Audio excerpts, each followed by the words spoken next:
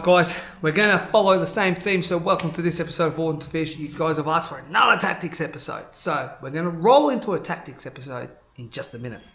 Quickly, if you haven't yet, check out the Patreon account. We're doing the full GPS marks, fishing reports, tip videos, how-to videos, weather videos, everything you need to know for fish, and members are loving it. Members are jumping on.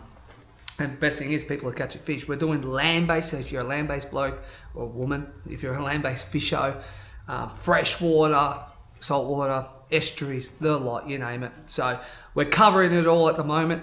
Last week's episode, people loved it on the squid. People followed that episode, off that episode into the Patreon account, and there was a lot of information there for you guys, and people were like, yep, thank you. And then people actually went out and caught some good squid too, which was good to see. So we're going to roll into this week's episode. Now, this is whiting tactics. You guys have asked for it, especially straight after the gummy tactics. And just like the gummy tactics, this is going to be a full detailed to help you guys catch more whiting. But just like the gummies episode and that snapper tactics that everyone loved, there's going to be extra intel, more into the locations and the GPS marks that are work in detail kind of things that are going to be up on the Born to Fish platform straight after this episode. So if you go over to the, well, they're already on the platform right now. So if you go into the membership platform after this episode, you're going to see GPS marks, how to fish those areas as well, like I'm explaining in this episode, but in the Patreon account, there's a lot more detail. And it's going to have the times to fish it and everything like that. So you can convert what you've learnt today, then what you've learnt on the Patreon, you combine those two together and you're going to bag out. So let's roll into the tactics episode, and then you guys can roll straight into the membership platform after here and gather the extra intel that you guys need to smash some fish. Let's go. So King George whiting tactics, Port Phillip Bay. Now, all right, these fish can be frustrating. Port Phillip Bay's King George whiting can be the most frustrating fish sometimes. They're hot one day, they're cold the next, they disappeared, they don't exist, but then next day you can't get away from them. So I'm going to break it down for you. I'm going to give you the best intel I can on these whiting to help you land more fish. If you don't understand how these fish work, how they move and everything, I'm going to explain that right now. So once you dial this in, okay, you can put these tactics together, combined with the other intel on the Born to Fish platform, and you guys are just, yeah, like I said, it's going to be buckle bonanza for you guys. So in this episode, I'm breaking everything down. I'm going to explain to you. That was a fast car. I'm going to break it down for you for the bait, the rigs, what grounds you should be looking for and stuff like that. So let's get into it. So tactics 1, finding them. So whiting are never ever, don't listen to what people say if they say they are. They're never stationary, right? In Port Phillip Bay especially, they rely on the tide. So they'll move on the flood tide, they'll move on the ebb tide. When there is no tide, that's usually the worst period to target a King George whiting, okay? This mistake I see fishermen do when I'm out there and everything is they'll anchor up, they'll burley up, they'll pluck 1, 2, 3, and then they'll just sit there the whole day waiting for, or the whole tide waiting for more to come, and then they'll pluck another one, and then they'll pluck another one. You don't do that. You always got to be moving for them. It's totally opposite to a gummy or a snapper. Snapper, let's use them as a metaphor. You'll find them on a reef, you'll find them on a good ground. You anchor up, you can sit there for 2 or 3 hours plucking snapper every half an hour, every 20 minutes, or even a hot bite where you'll get 15 in 10 minutes and you're letting them go left, right, and center. Whiting aren't like that. The more you can add into a whiting session, the more bites you're going to get, basically, right?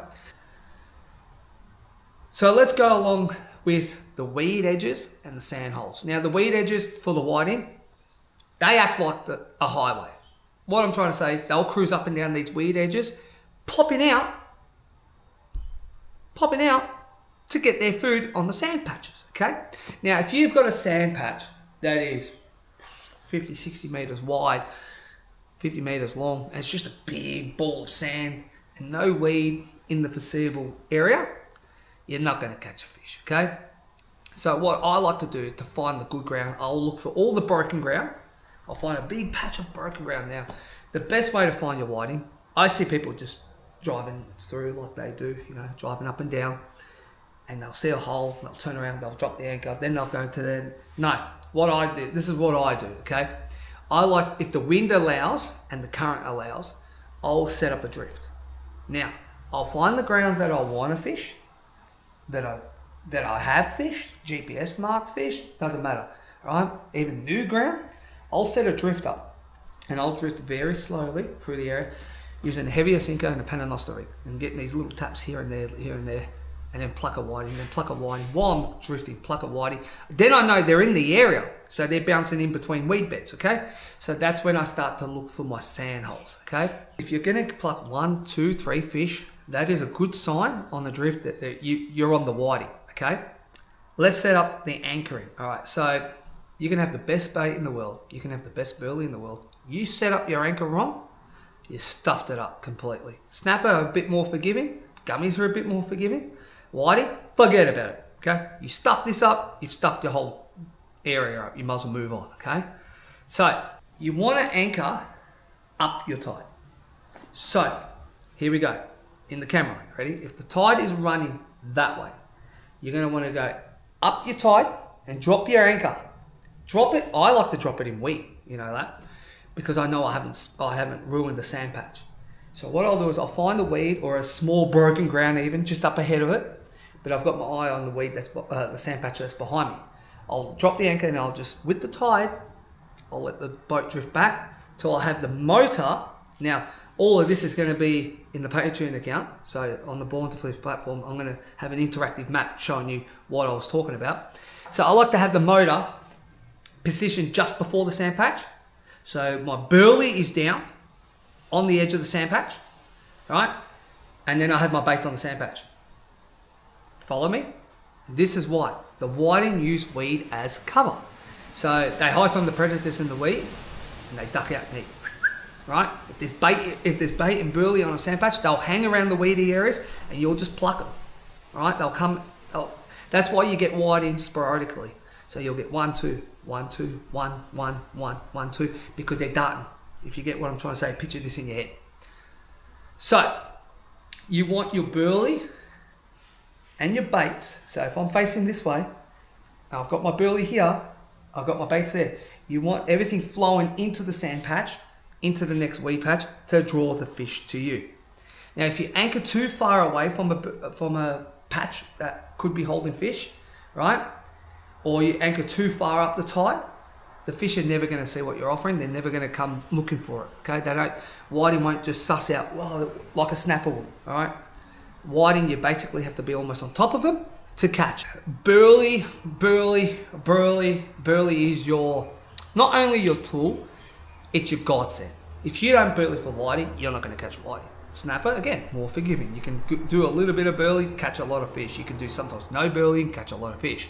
Gummy sharks the same, not with whiting. If you don't, when I go whiting fishing, I have too much burley. You know why? Because you can never have too much. So I take heaps of burley, sometimes more than bait, just to make sure I've kept them in the area. Rigs. Now, Port Phillip Bay can be the easiest in the bay, right? So Port Phillip Bay could be probably the easiest place in Melbourne, Victoria, to target your whiting with rigs, because you can have different rigs and it can be very, very forgiving. Where you fish other places with more tide or less tide and you have the wrong rigs, it's unforgiving. Do you get what I'm saying? So you got your running sinker rig, all right? That's the most common rig for whiting. Or then you've got your paternoster rig, like this one here. If you want to know how to make those rigs, head over to the platform. I've got a rig making video for all species that will cover the whiting as well for you. Now, hook sizes, people like their long shanks. Personally, no. I like circle hooks in that size 3 and 4 to probably even 6 range. Now, leader, people say, oh, you need 15 pounds just in case of the snapper around. I use 10 to 15, so I range between there. I like to use 10 if I can, because the lighter the leader, the more bites you're going to get. Sinkers, take a whole range with you, because it depends on the point of the tide. You might have to change your sinkers as they go along. The length of your traces and all that can vary to your location. Again, that's over in the Born to Fish platform if you want to have a look at what I talk about with variations in different areas. And I've got a map showing you where you would use certain rigs for certain areas, okay? I'm going to go into the master baiting. I didn't say the other word. I said master baiting for King George whiting. And what I mean by that, your baits, your go-tos, the baits that you have to have. If you don't have these baits, don't even go. Okay. So when whiting can be very, very fussy in Port Phillip Bay. Now, I've dropped the sea view down. I've had mussels. I've had arrow squid or just squid, the California squid, because I couldn't catch any calamari, right? And I've watched them on the sea view, just look at it. No. And I've probably had 20 or 30 whitings sitting there. Then I've gone out and the next trip, taken calamari and pippy, and I've just plucked them, okay? So whiting can be very, very, very, very fussy. Let's go to what is your best bait and the only bait you do need when it comes to King George whiting. People say squid. Squid strips, squid strips, squid strips. Yes, you gotta have your squid strips. You don't have your squid strips, you're not gonna catch fish. That's true. But you know what the number one bait is? Cuttlefish. If you can get a cuttlefish, put all the rest of the bait back in the esky until you've used that cuttlefish up. Because I'm telling you now, cuttlefish is like candy to a King George whiting. All right. Then we go into squid strips. Now, when you hear squid strips, you're thinking squid. You know, the market, those arrow squid. No, calamari strips. Actual squid strips is the last resort.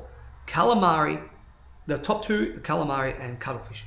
Those, you've got those on your boat, you don't need anything else, I say. Okay? Pippies is your next one. They love their pippies. They love pippies.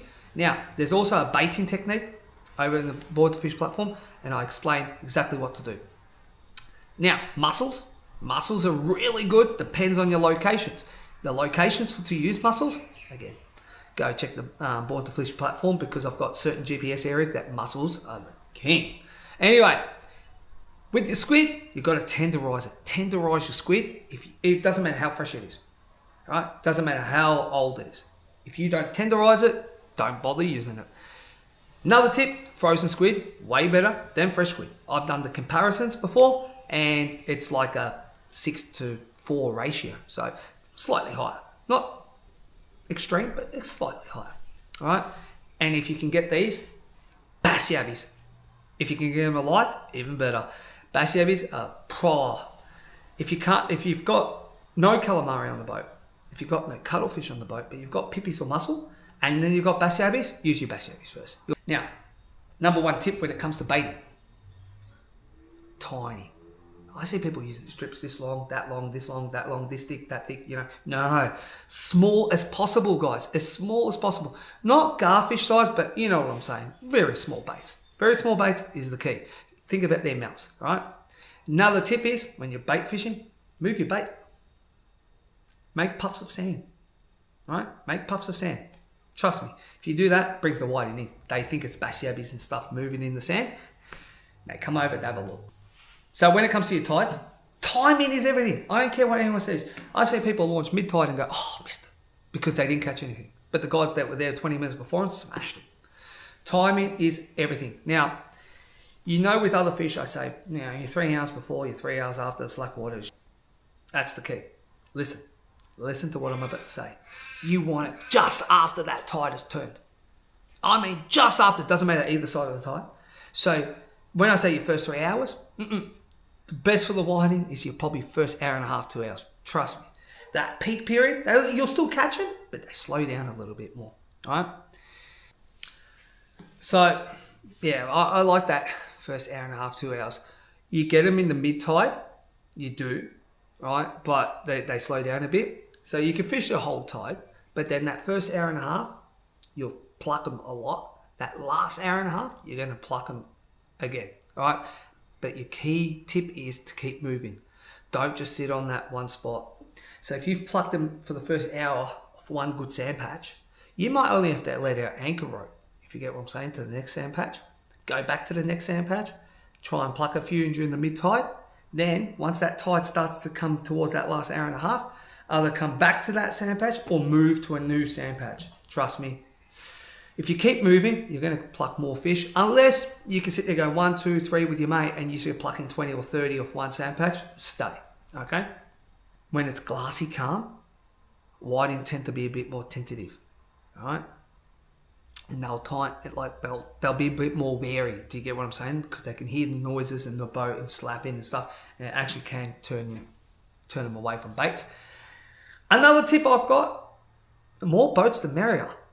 It's opposite the gummies and snapper and squid. More boats, the merrier. So if you can get a bunch of boats all lined up together, don't go behind old mate. So don't sit here and old mate's sitting back here, or you do the same to him into his burley trail. Don't do that.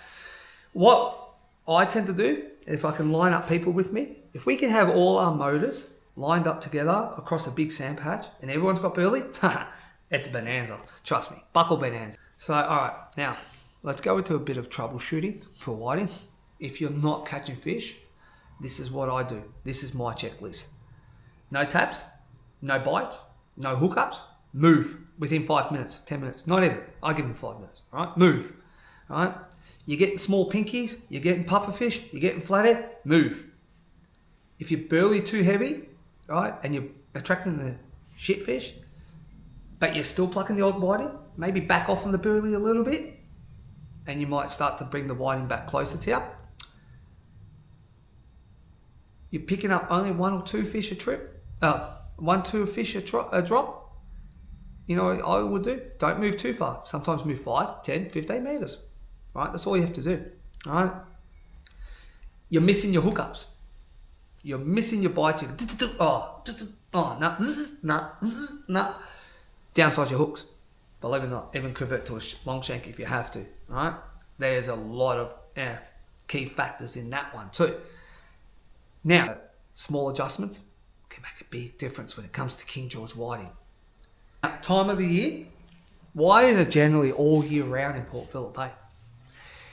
But your peak periods are usually your September through to February. You'll get a lot of good school size whiting. But again, whiting can be a bit like snapper. The bigger fish are usually in the winter, believe it or not. You'll probably sometimes pluck less numbers, but you get size over quantity. So sometimes you'll get bigger fish for less fish. Do you get what I'm saying? You might pluck only 10 a trip, but they're big. Now let's think about it. There's 2 fillets to a fish, isn't there? So even sometimes I will pluck 10 whiting on a good bite period. I'll pluck 10, and I'll go, that's enough, that's 20 fillets. Then I'll go and chase calamari, or go and chase a gummy shark or something like that. You don't always need to bag out, all right? So that was your deep dive into King George whiting. Yes, there's a little bit less information in this one because whiting don't need so much technical aspects to them. If you can get these main key factors right, and a few others that's on the Born to Fish platform, right? If you can get a few of these key factors right, you'll master the whiting and you'll eat like a king forever. And another thing, if whiting could grow to 10 kilos, I don't care what anyone says. Argue with me all you want. They'll be the hardest fighting fish in the ocean. All right, so that was your deep dive into Port Phillip Bay King George whiting tactics. Now, if you want your GPS marks, if you want your live reports, if you want your live locations, if you want interactive maps, if you want the finer detail, right, in your tip videos and stuff like that when it comes to King George whiting, make sure you're a part of our B2F or Born to Fish members platform. All right, we post fresh marks every week. We do live reports. We cover everything when it comes to it, to every species, all right, from fresh to salt water. There's new tactics every single week, and the other ones are always up in there. Drop us a like, subscribe to this channel. It helps the channel grow, okay? And there's going to be more tactics coming soon. Squid tactics, trout tactics, you name it. You guys are loving it, so I'm going to keep it going, especially while it's crappy and windy like this, okay? Also, we've been doing a lot of fishing off camera for the platform too. So we're heading out in between episodes, getting all the intel for the platform too. So even though the episodes are weekly or when there's good content coming, in between there, we're still ducking out, trying to get the latest information for you guys. Carry on. So by you guys jumping on the platform motivates us, pushes us even more to get more content for you guys on the platform and more ripping episodes just like this one. So, like I said, drop us a like and a subscribe, and I'll see you guys on the water because we live and breathe for fishing, and you'll see that over on the platform. Cheers.